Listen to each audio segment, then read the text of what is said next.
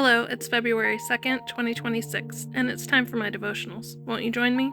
In Mornings with God, Daily Bible Devotional for Women. Day 33. Grace. But to each one of us grace has been given as Christ apportioned it. Ephesians 4:7.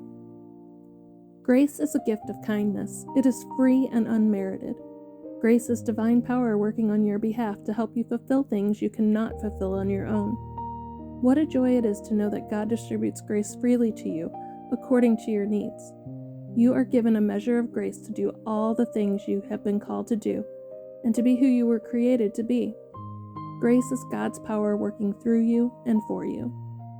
In Keeping Hope Alive, Devotions for Strength in the Storm.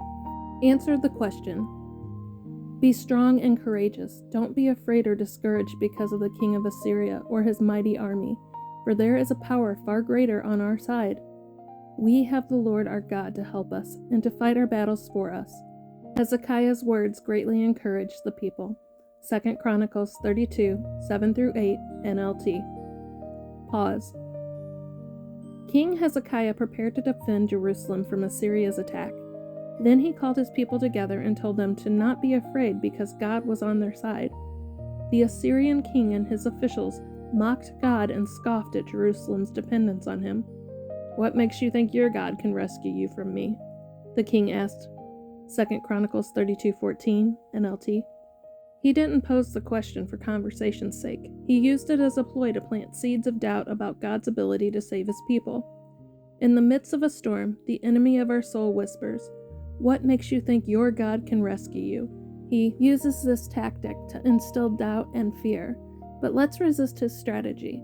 Recall the truth about God and stand firm.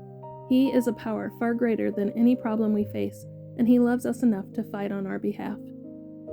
Ponder. What makes you think your God can rescue you?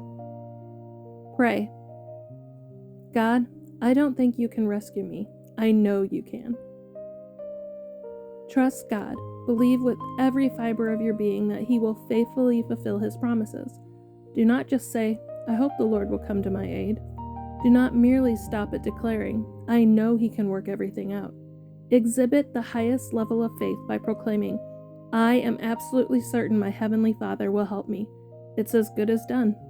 Charles F. Stanley, Every Day in His Presence. In Joy and Strength. February 2nd. I will refine them as silver is refined, and will try them as gold is tried. Zechariah 13:9.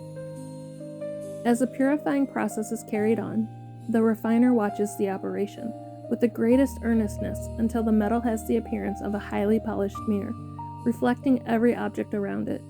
Even the refiner, as he looks upon the mass of metal, may see himself as in a looking glass, and thus he can form a very correct judgment respecting the purity of the metal. When he is satisfied, the fire is withdrawn and the metal removed from the furnace. See Jesus as the refiner, watching with the greatest earnestness the purifying of thy soul in the furnace of earth. His hand has lighted the fire, which is now separating the pure metal of holiness from the dross of sin in thee. His loving eye is ever eagerly watching for the moment when the purifying work is done. Then, without a moment's delay, he withdraws the fire, and the purified soul is removed from the furnace. See again, when it is that the purification is completed. It is when the image of Christ is reflected in us, so that he can see himself in us as in a mirror. Raise your eyes then amidst the flame and see the face of Jesus watching you with the tender pity and intense interest of his love. George Body. Have you ever been asked to answer the question of what is grace? To me, grace is knowing that you are in the purifying process, even though you are not worthy of being purified. I hope you have a blessed day.